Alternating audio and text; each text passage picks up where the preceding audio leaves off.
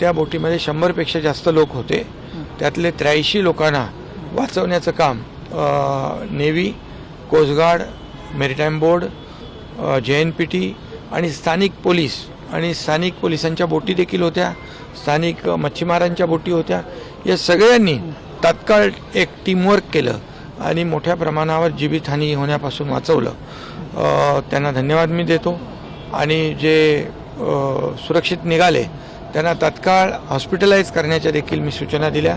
दोन्ही कलेक्टर आणि इतर जे काही अधिकारी आहेत त्यांच्याशी मी संपर्कात होतो, त्यांनाही सूचना दिलेल्या आहेत. सर, बोटच्या संदर्भात चौकशी करणार आहात? ती चौकशी तर होईल, मोठी दुर्घटना आहे, परंतु आत्ता प्राथमिकता लोकांना रेस्क्यू करणं याला प्राथमिकता दिलेली आहे.